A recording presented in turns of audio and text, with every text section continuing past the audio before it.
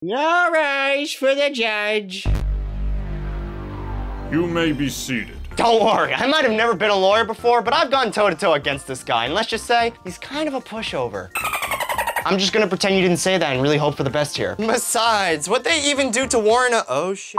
So this wasn't unexpected, it's more so unwanted. With the release of the Dolphin emulator coming to Steam, Nintendo seemed not too happy about it and vowed to just kind of royally f the whole operation up. Sending a DMCA to Valve is no joke, as emulators on Steam do exist, but this could mean that Steam might want to rule against them in the future. Everyone's quick to point the finger at Nintendo over there for being the bad guy, and to be honest, I kind of agree. But what's the full story here? Why, after all this time, would Nintendo finally go after one of the biggest emulators? It's not like Nintendo is fully against emulation. They use it all the time for their own legacy titles, but the difference is that it's being played on a hardware dedicated for doing that sort of thing. If you made a painting that only looks good in sunlight, you'd want people to see it in that sunlight. You wouldn't want someone to take it and look at it in the dark. It's the same sort of concept, but here it's a bit more tricky because what if that painting is no longer available to be looked at in the sunlight? Shut up, it's a perfect analogy. Also, I call Nintendo to the stand. Mr. Nintendo. May I call you Tendy? No. You claim that the takedown on my client was for overall safety. That and it stifles innovation. Yes, I see. But tell me, how does that happen when your latest product, the Nintendo Switch, is so currently behind the times? While the Switch did come out in 2017, the hardware used on it is from 2015. Mobile processors and portable gaming devices were very low performance because the technology just wasn't really there yet. So here you have a device struggling to run its own legacy content, and it's not just on emulation either, it's also on the ports and remasters. People care about their games, Mr. Tendo, and they want their games to look the best they possibly can. And your hardware as of this moment just simply can't do the job quite right. But we as a company respect the intellectual property rights of other companies and in turn expect others to do the same. That is true, but is it really fair to say that when you yourself have a hard time respecting your own IPs? Nintendo wants final say in everything that is owned by them, but a lot of the time they just don't offer ways to enjoy older titles. Unless you do have the original hardware, physical game, controller, and the works, what other options do you have besides hoping for some kind of re-release or remake? Microsoft knows it's a pain in the ass. That's why the Xbox Series X can play legacy titles dating all the way back to the first Xbox. And what do you do, Mr. Tendrils, in response to that? We offer legacy titles via the Nintendo Switch Online service. Oh! You mean the service that adds games at the speed of a leaky faucet? You can commend the weird effort, but people do not want more NES and SNES games. People want to play games from a different era. But instead of readily offering those titles, you instead charge more for them at a price point that a lot of people have a hard time agreeing with. It's a lot less money than purchasing each game individually, but you're also getting games you might not want to play and not being offered games you know you'd want to play. And that's not even mentioning the fact that my client specializes in the game consoles that you have no means in offering alternatives to. While that might be true, this emulator illegally circumvents Nintendo's protection measures and runs illegal copies of games. You use this word illegal, and yet you use it so incorrectly. There's this narrative that game companies want to paint that dumping ROMs of games you own is illegal.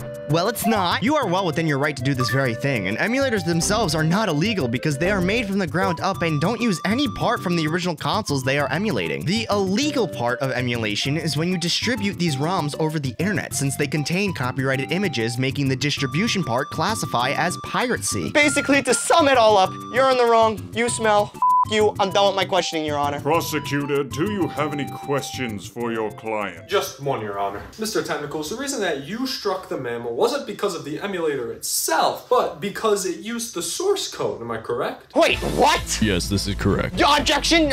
This guy clearly didn't take a shower, Your Honor. Overruled. I want to see where this is going. Dolphin wouldn't have been taken down if it weren't for the use of Nintendo's own copyrighted material. While ROMs and emulators are fully legal, there has to be a way to decrypt the ROM. Most emulators actually use their own methods of decryption, making them fully legal. But Dolphin's going up on Steam at a public storefront meant for consumers used the Wii's own decryption code within its source code. Do you have proof of that, you smelly little bitch? It literally says it right here.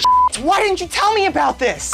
Of course it's relevant. It's like the one thing that puts you in the wrong. Because while emulation is in this gray area, copyright is not. The use of copyrighted work and distributing that work without permission is very much illegal. Now, when Dolphin did this on their own website or on GitHub, it wasn't seen as a product. Trying to put it on a store for consumers to download like it is a product turns it into one even if it's free. So now Dolphin can be seen as a product distributing someone else's copyrighted work. And you are literally one of the most popular emulators out out there. Do you know what happens if you fail here? Present your closing statements. No, I'm pretty much good. I think I got this in the bag, honestly. And what about the defense?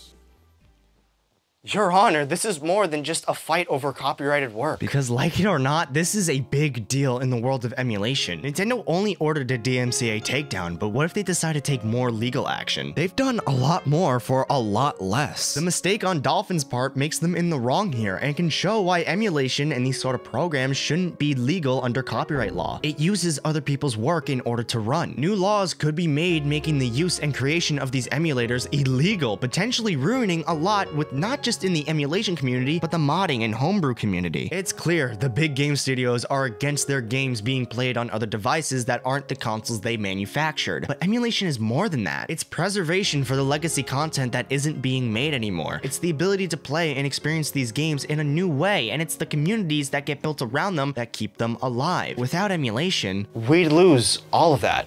Even if Nintendo over there did offer a big collection or a bunch of remasters of these old games, it wouldn't be the same as being able to jump back in time and see how these games were originally made. And it goes beyond that by being able to use different options and different settings to make the game feel more like your own. You can make your own remasters for things that you like within the game yourself. To kill that off, to get rid of emulation entirely, would kill a very important part of gaming.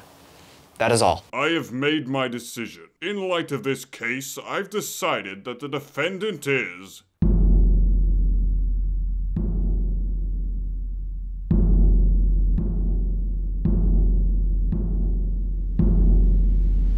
Turns out that case was not about emulation, it was about all the unpaid parking tickets I accumulated in 2016. And the Dolphin was my lawyer. Oh man, so I'll be going to jail soon.